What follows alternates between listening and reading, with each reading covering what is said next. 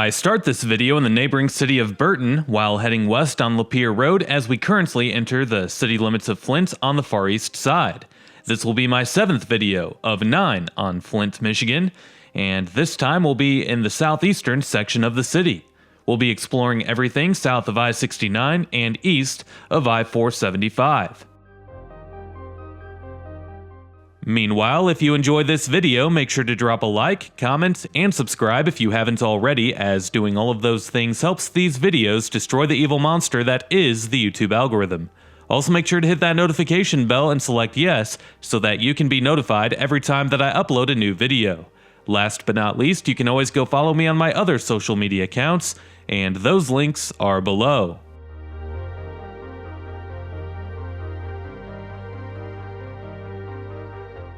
Well, to the right, we just passed by the Dort Financial Center, which is a multi-use event venue that opened in 1969. What is that? Is that 43 years? No, that's like 53, 54 years. Around that. That's how old that building is. But the stands can hold just over 4,000 for hockey games and just over 6,000 for concerts. The venue is most notably home to the Flint Firebirds of the Ontario Hockey League, which is exactly what it sounds like, a 20-team hockey league that is based out of Ontario, with only one other team based out of Michigan, the Saginaw Spirit. One in Erie, Pennsylvania, the Erie Otters, while the rest are in the Canadian province of Ontario. With that said, let's see what the upcoming events are at the Dort Financial Center, eh? Looks like it's just a bunch of Flint Firebirds games. No concerts planned as of right now, not even in next year's prime concert season. Makes you wonder when the last time a concert was held here. Kind of an odd spot to have a semi-major regional event venue, wouldn't you say? But when they were building it back in 1969, there probably wasn't any other place to put this unless they were to bulldoze a block or two in downtown, so it was probably cheaper to just build it along the eastern city limits where there was open land at the time. Behind the center from Lapeer Road is I-69, and there's an exit off of Center Road just nearby, and between the Dort Financial Center and Center Road is an old shopping center, and looking on Google Maps it shows that there used to be a Target there not too long ago, and it looks like it was vacant for a while before it became an Ashley furniture outlet just recently.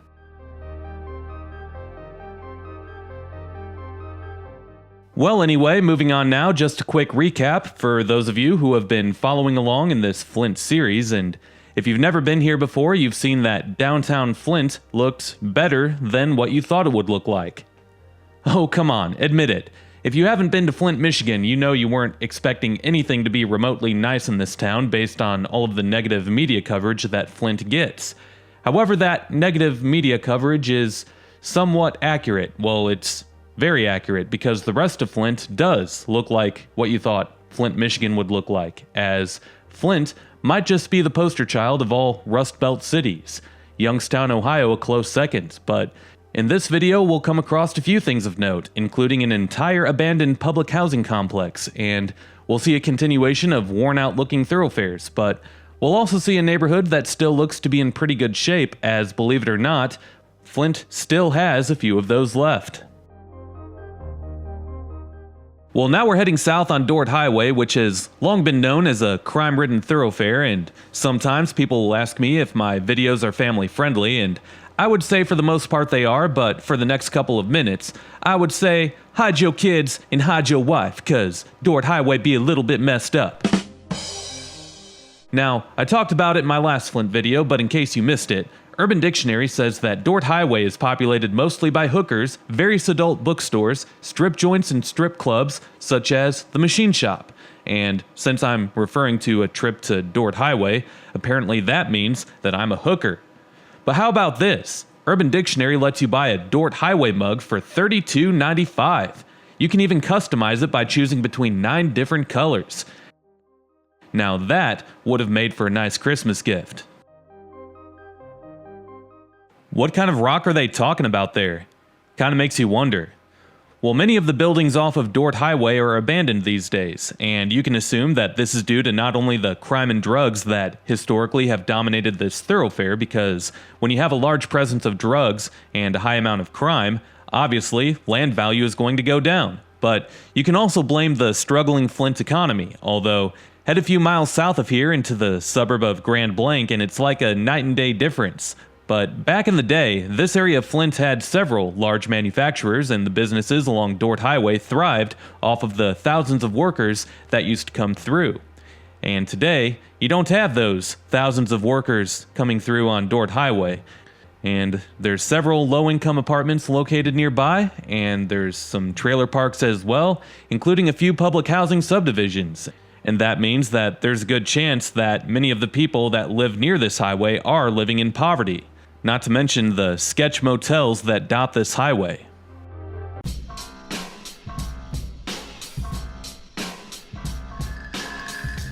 Well, here's one of the strip clubs off of Dort Highway, and it looks like they're trying to hire struggling waitresses. I mean, which strip club isn't?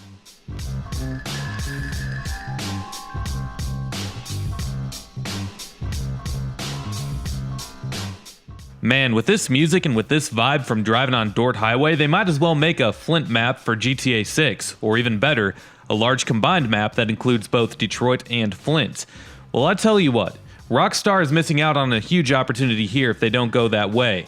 That's even if Rockstar makes a GTA 6.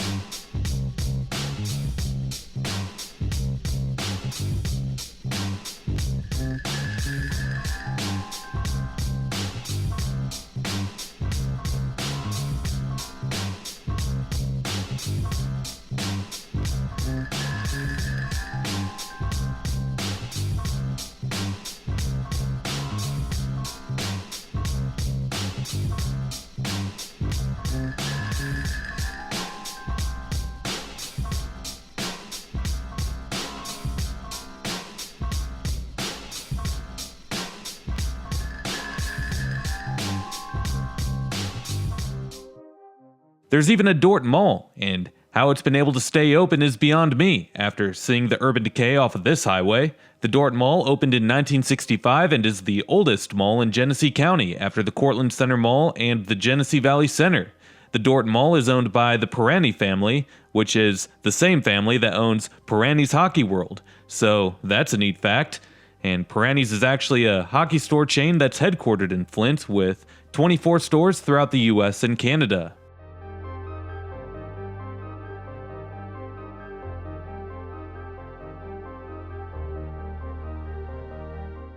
Well, let's talk about the zip code that we're in for this video, that being the 48507. This zip code is just like most other zip codes in Flint, as it's laid out in a weird way. It kind of covers an area in southeast Flint where we are right now, and then there's a little bit of a gap in the south side before covering parts of the southwest side of Flint, including the Bishop International Airport. And then you have a small part of Grand Blanc Township that's away from the rest of the zip code for whatever reason, and a small part of Flint Township and a large part of Mundy Township. And at this point in the Flint series, I'm convinced that whoever plotted out the zip codes and the townships and the city limits in Genesee County were drunk. Well, anyway, the 48507 zip code has about half of its residents living outside of the Flint city limits, so take that as you will. This zip code is home to 30,000 residents, and the median household income is a low $38,000 per year. Only 14% of adults 25 and older hold a bachelor's degree or higher, and the median value of owner-occupied housing units is $58,000, while the poverty rate is 25%.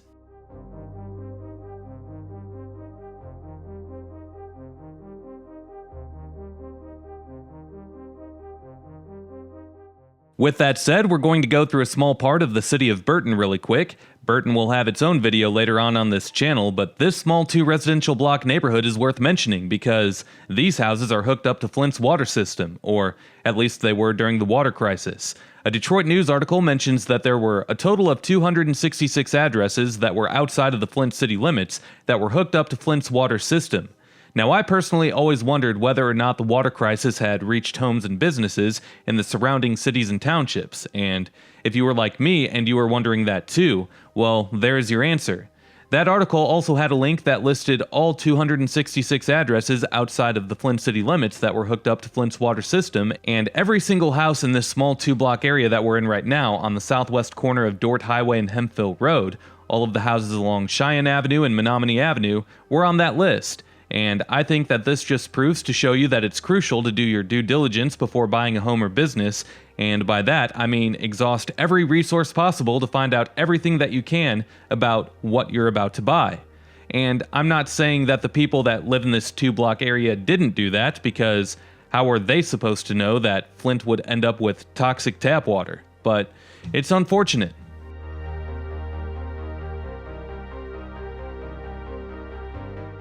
Now we're heading west on Hemphill Road, which serves as the border between Flint and Burton, and there's really nothing significant to see off of this stretch of thoroughfare, just some neighborhoods to the right and some industrial zoning to the left.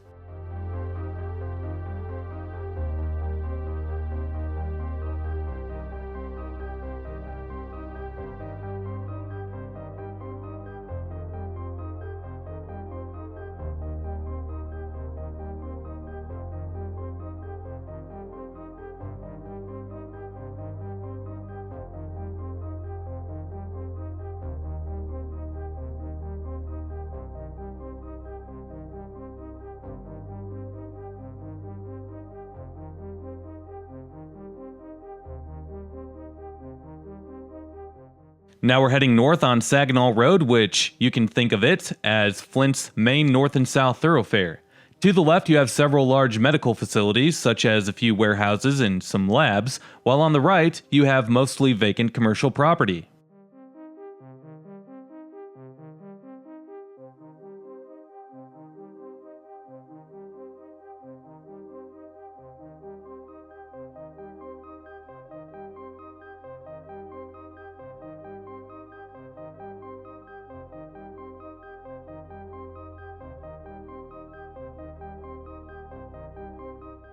Also on the left, you have the last remaining building of what used to be a ginormous auto plant called Fisher Body Plant No. 1.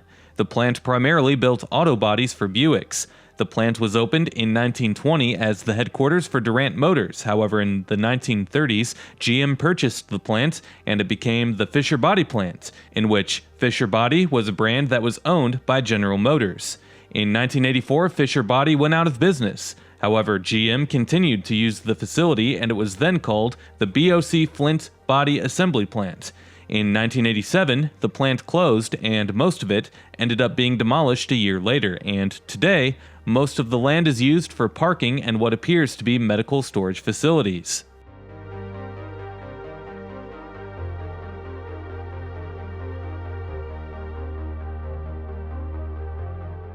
Otherwise, Saginaw Street looks pretty depressing, and there's nothing else interesting about it.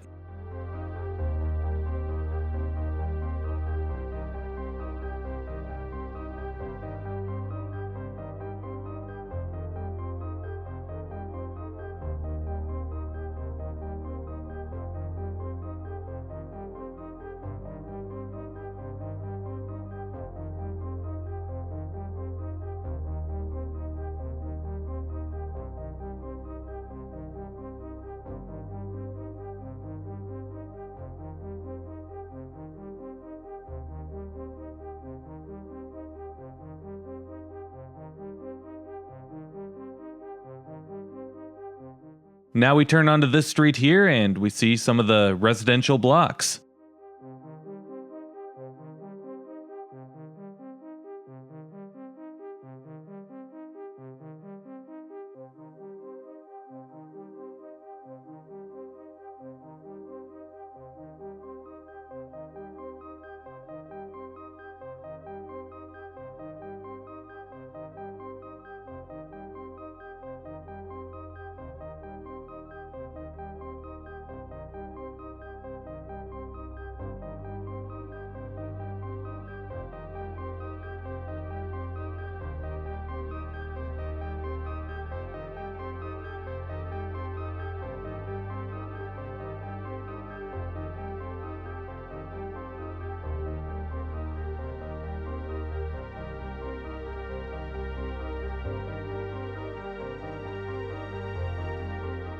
Straight ahead is Thread Lake, which is a reservoir off of Thread Creek, and as we go along this windy street, we'll come across the Flint Golf Club.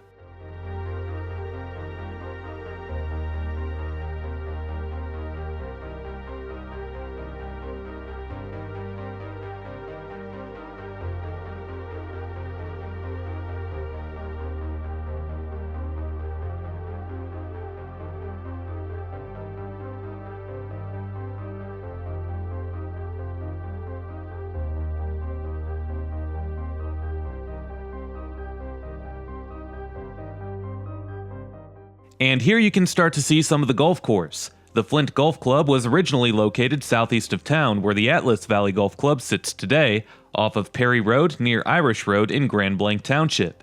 That golf course was constructed in 1910.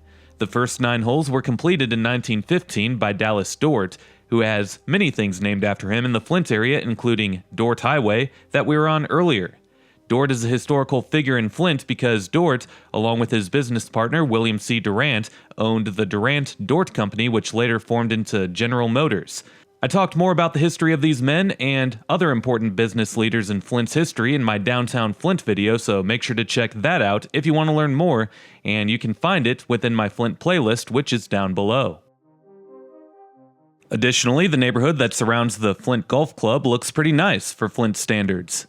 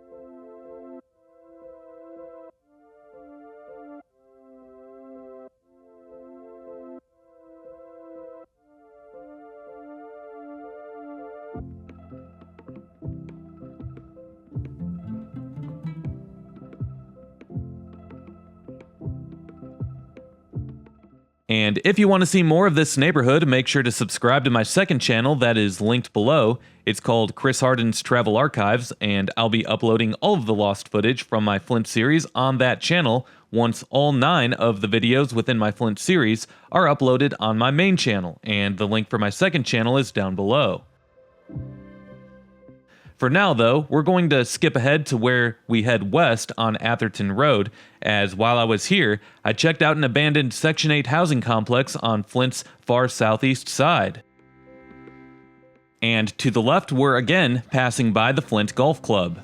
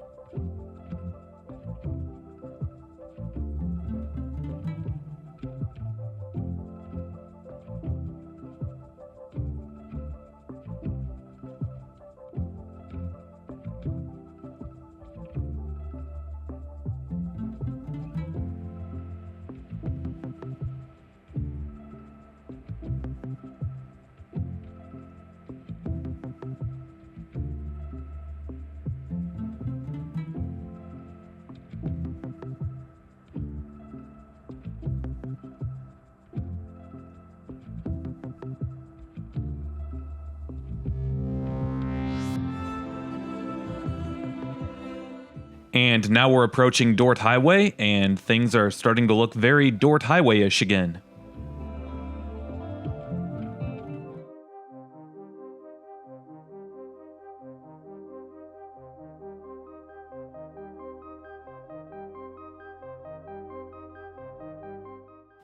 I gotta admit, sometimes I wonder what Dallas Dort would think of Dort Highway if he were alive today, to see what it turned out to be.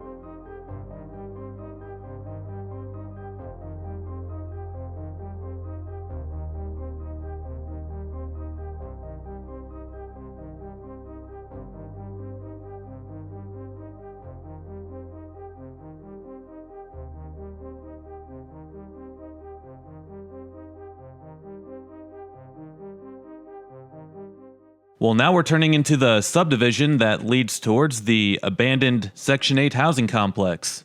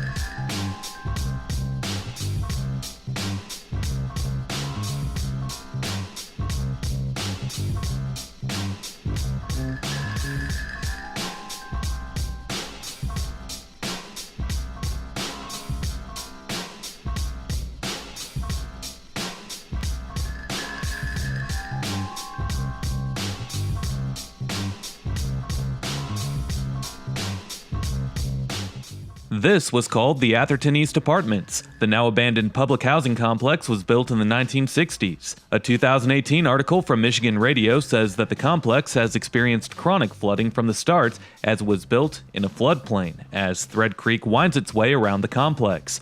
The article continued to say that it was cut off from city services and shopping by I-475.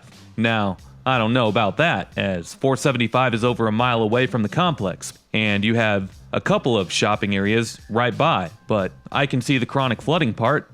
Anyway, Flint received a $30 million grant back in 2018 to tear down the complex and to build a similar complex elsewhere in the city. However, it's still standing 4 years later, and Flint hasn't built a new complex as of yet. During 2018, Flint helped the remaining residents move out, and today the complex sits abandoned and serves as a drawing board for graffiti.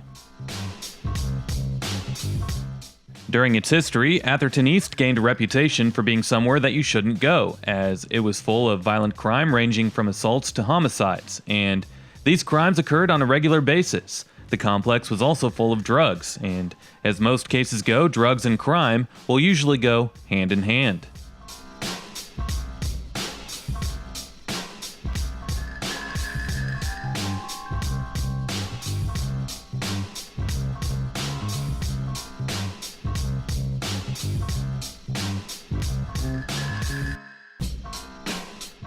Just east of the now abandoned Atherton East Apartments is the Redstone Townhomes, and these apartments are not abandoned. However, you wouldn't be able to tell the difference between the two, as the buildings look the same. Except for, the abandoned part. Well, actually, some of the buildings are abandoned, while others are being used.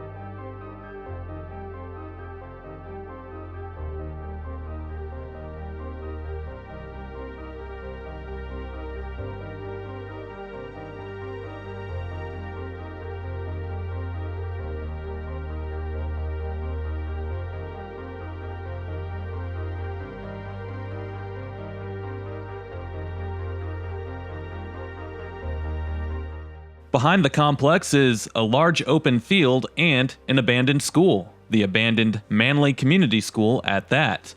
And this is on a dead-end street too. A look at Google Street View history suggests that the school was abandoned within the last 10 years, and an MLive article from September of 2022 states that Flint Community Schools sold off the property.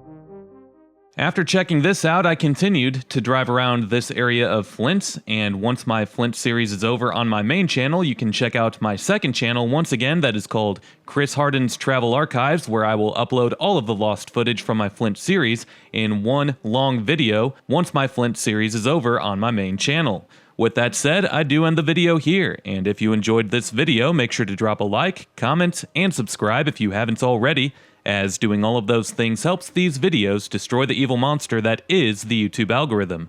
Also, make sure to hit that notification bell and select yes so that you can be notified every time that I upload a new video. If you enjoyed this video, then you might enjoy checking out some of the featured playlists on this channel. Videos with amazing insights on other places like what you saw here can be found in my Flint playlist, my American Hoods playlist, or in my Michigan playlist.